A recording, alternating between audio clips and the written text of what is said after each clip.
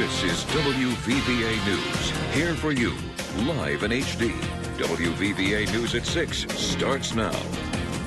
Good evening and thanks for joining us. I'm Scott Hamilton. And I'm Melinda Zosh. Hundreds of coal miners are looking for answers after their paychecks bounced and their mines closed at Black Jewel Coal. The West Virginia-based company filed for bankruptcy on Monday, July 1st, leaving 1,700 employees in West Virginia, Kentucky, and Virginia without a job.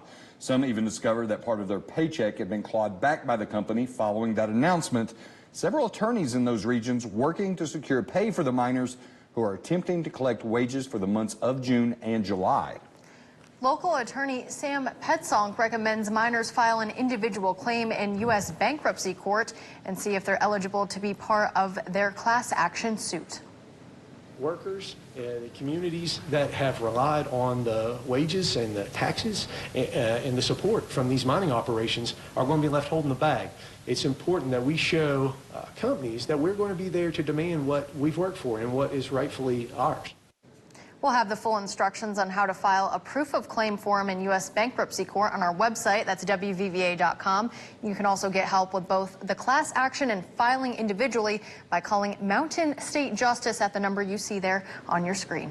But there is some good news on the coal front, as a company with operations in West Virginia and Kentucky has found financial relief. Blackhawk Mining says in a release that Chapter 11 bankruptcy will allow it to eliminate more than 60% of its debt.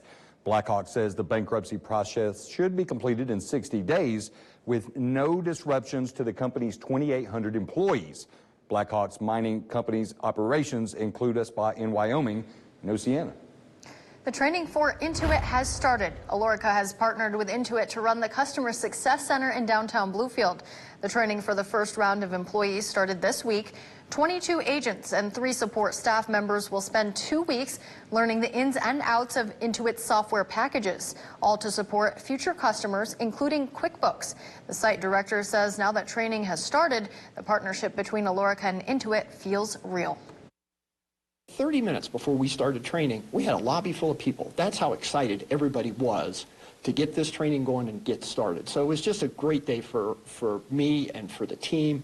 We're just really to get this thing, really great to get this thing going. Intuit announced in March it would be setting up a prosperity hub in Bluefield, and that consists of an innovation lab and a customer success center. We will continue to follow this story for additional updates.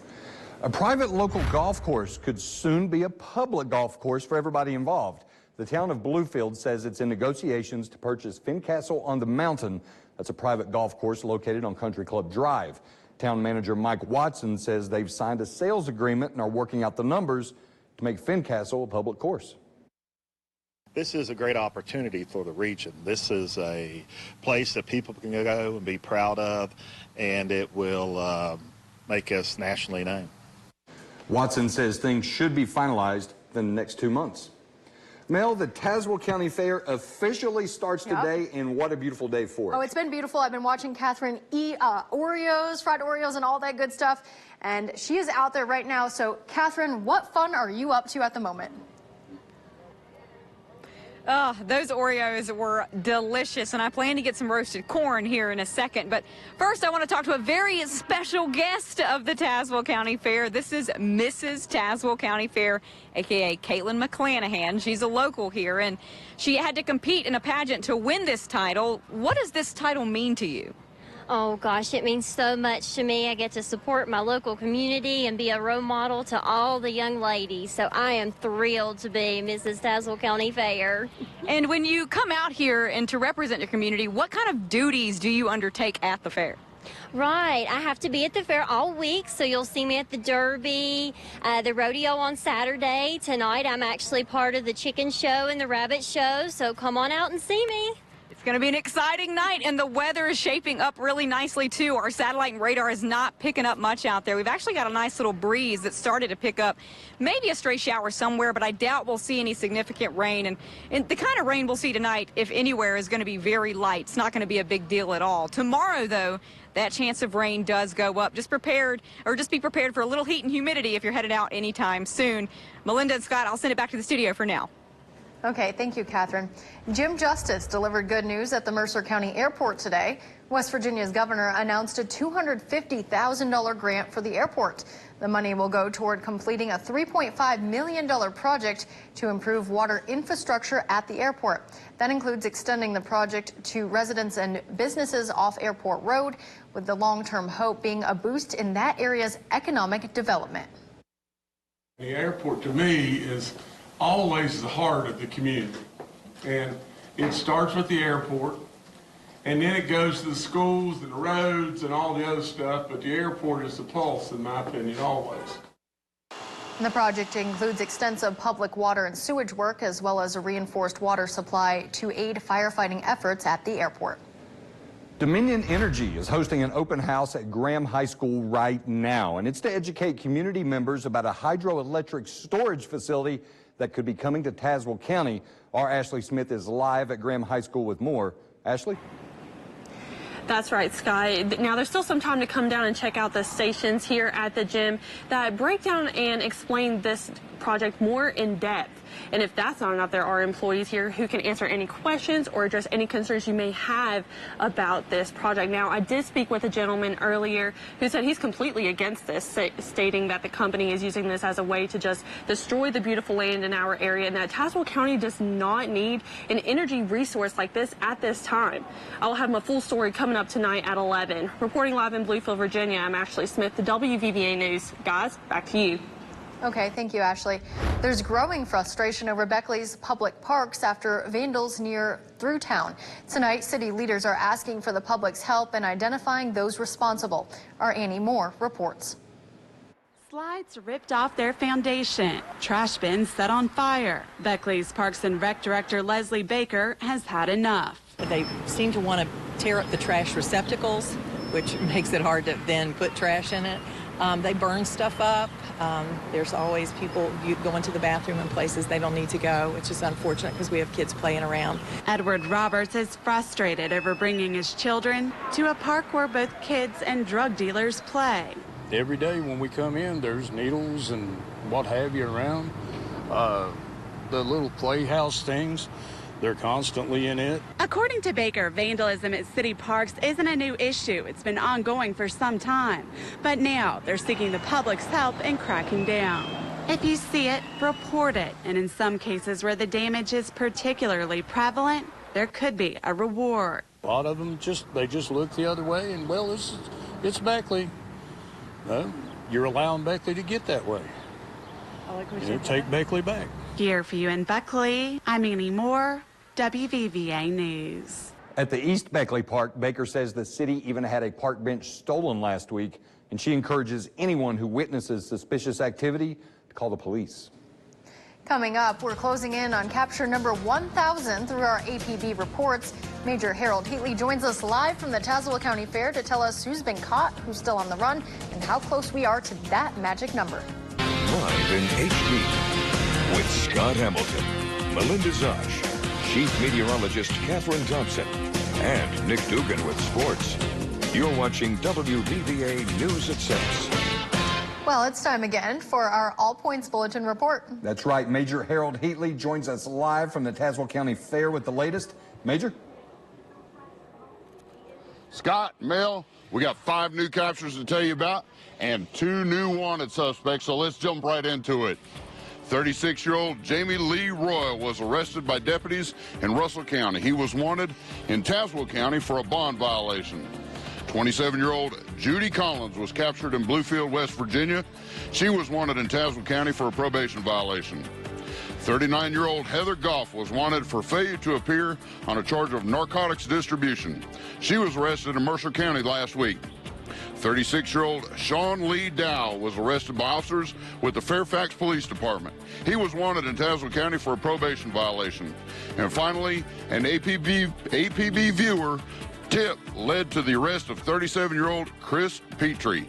That makes 968 captures for APB. Now let's see if you recognize any of these wanted individuals. 35-year-old David Alexander Crockett is wanted in Tazewell County for failure to appear on a charge of concealment. His last known location is in Bluefield, West Virginia. And 42-year-old Christina Ann Boyd is also wanted in Tazewell County for felony possession of methamphetamines. Her last known location is in Richlands, Virginia. To view the entire list of the APB, go to WVVA.com/APB for the entire All Points Bulletins wanted list. Back to you. All right, thank you, Major. And also at the Tazewell County Fair, you guessed it, Chief Meteorologist Catherine Thompson. Yeah, she joins us with our full forecast after the break and hopefully some fried Oreos. Hope so. The Governor's Roads to Prosperity project continues in Mercer County with guardrail work and installation of rumble strips along the southbound lane of I-77. The DOT previously said there would be periodic lane closures throughout June, but the calendar has flipped to mid-July, leaving some residents to ask, are we done yet? WVVA's Jennifer Roberts has been following this story. She joins us now in the studio. Jennifer, can you answer that question? Are we done yet?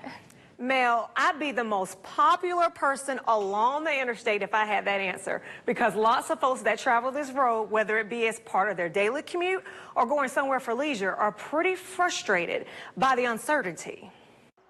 Just another day on I-77, a scenic route featuring construction. A one-lane closure from exit 9 in Princeton until just before reaching exit 1 in Bluefield. The Governor's Prosperity started on May 17th, 2018. And many residents want to know, when is it all going to be finished so they can feel some summertime traffic relief? This area here, you can never tell if it's going to be 30-minute delay, if it's going to be an hour delay. You know, you do get tied up out here trying to get your groceries, and especially, like I said, when it's this hot, you know, you're going to grumble a little bit. Terry Cornegay travels on I-77 South frequently and says the one-lane closure is slowing him down. I have to take my mother to Withville to the doctor. She's 91 years old, and when we have a morning appointment, it's very difficult. I don't know whether to just take 460 all the way down to exit 1 or whether to jump on here at exit 9 and hope I can get there in time. You either be patient or you grumble,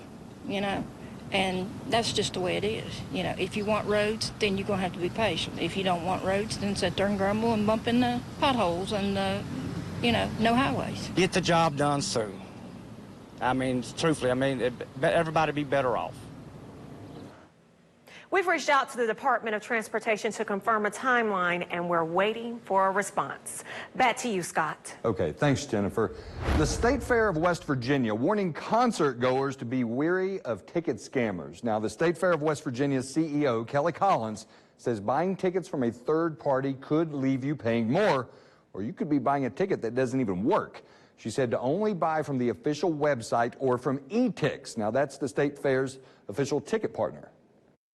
There's a lot of third parties out there that are selling our concert tickets or reselling them at a higher price. So $55 is the max that you'll ever see for a State Fair concert ticket this year. If it's more than that, chances are it's a third party, and we are not responsible for anything that may happen to those tickets. This year, the State Fair of West Virginia is going to have Alabama, Jeff Foxworthy, and Darcy Lynn, among other acts. It'll begin August 8th, going to run through August 17th. But Chief Meteorologist Catherine Thompson didn't get a bogus ticket. No, she got a legit ticket to the Tazewell County Fair. She's going to join us live. Hey, Catherine. That's exactly right, guys. You know, I'm about to chow down on this roasted corn, one of my second favorites of any kind of fair that I go to. But this couldn't go without all of this around me. You know, we're in the heritage area right now of the Tazewell County Fair. Chairman of the heritage area, Bob Harris, is with me now. What exactly happens in this area of the fair? This area, the heritage area, brings back old machinery, old things that our forefathers used to do, how they shell corn, how they made their flour, how they made their corn meal, and worked their livestock, and just the things that our forefathers used to do. Us younger people don't have to suffer with the things that they've made.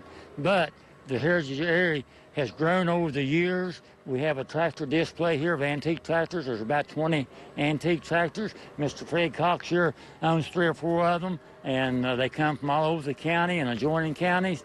And we have a People's Choice that people can come and pick out their favorite tractor, and they're antiques, and they've been restored, and most of them are over 60, 70 years old. That's so cool, and it's so important because it's important to remind the young people about what he just said, what our grandfathers and grandmothers went through when they were doing agriculture. This is a big part of this area, so it's a really unique history lesson. I encourage you to come by this part of the fair if you do stop by while you're chowing down on that roasted corn and get you a little history lesson again at the same time. As far as the weather is concerned, too, things are starting to cool down a little bit. We've been pretty hot and humid today. Most of us topped off in the 80s, if not the low 90s. Satellite and radar right now is pretty quiet, though. We've seen a few pop-up showers and storms here or there. Most of the clouds right now over Tazewell County are high clouds. We're not expecting really any rain the rest of the evening. Futurecast, again, is looking pretty dry for the rest of tonight. We're still going to stay mild. We're still going to stay muggy. It's one of those nights, if you don't have that central AC, have the window unit rolling. I'll definitely have the fans on full blast. With that humidity, it feels kind of sticky at night. Temperatures tonight in the 60s and low 70s. Tomorrow, we'll see more showers and thunderstorms, especially during the afternoon. If you're coming out here tomorrow, you may want to have an umbrella with you just in case a random downpour happens to come by. But our severe weather chances still look low. It's just that locally heavy rain that we're worried about. Again, as far as the severe weather outlook goes, that threat will be further to our north than it will be in our area tomorrow. So that goes for winds, for hail, for tornadic activity. We're not expecting anything like that. But with the moisture coming in from Barry, the National Weather Service does have a marginal to slight risk of excessive rainfall over the area. Again, on a localized level, we could still see some flash flooding. A quick look at the 7-day before we go. Temperatures are going to hover in the 80s pretty much all the way through the end of the week. It's going to feel hot. It's going to feel humid. But hey, not an excuse to not get out here, enjoy a nice frozen lemonade, some good food, maybe hop on a ride, and of course, go vote for your favorite antique tractor, too. People's Choice Awards are still going on right now as we speak. This fair goes on until the 20th. Back to the studio for now. All right, the People's Choice Awards. This people wants a fried Oreo. Same, and corn, too. Well, I'll take that corn. All right, appreciate it, Catherine. Big 12 Media Day this morning. Find out what West Virginia head coach Neil Brown had to say about expectations for year one after the break.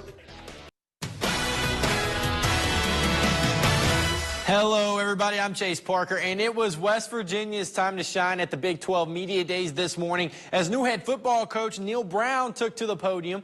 Of course, there is plenty of change going on for the Mountaineer football team in 2019. Like I said earlier, a new head coach. Plus, they've got to replace their quarterback, and they've got plenty of youth scattered throughout the roster as well. Although there's plenty of excitement surrounding West Virginia football this year, Coach Brown says that the expectations need to be realistic. It's one of those things where there's so much energy and so much excitement. You want to make sure that they understand that we lost a really lot from last year, Barry. And we're going to be a young football team.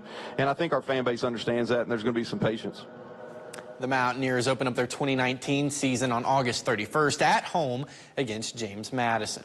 And after yesterday's rain out, the Bluefield Blue Jays and the Princeton Rays are set for a doubleheader this afternoon. The first game started at 4. All sunshine out there today. No rain. Top of the second. Diego Infante up to bat, and he gets things going for the Rays with a single out to left center field. And he's going to come on home not long after that. Jonty Turner hits a fly ball into the sweet spot in center field right there. That clears the way. Look at him go. Infante slides with some style, and Princeton goes up 1-0. Bottom of the second inning now. Bluefield strikes back. P.K. Moore sends a line drive out to right field. He reaches base. And later on in the frame, he gets the free ride home. Ryan Schloniger smacks this one out of the park. It's a 2-run homer, and that puts Bluefield out in front 2-1. They would not lose that lead. Bluefield finally able to snap that 4-game losing streak. They beat the Rays 2-1. Game 2 will begin out at Bowen Field shortly.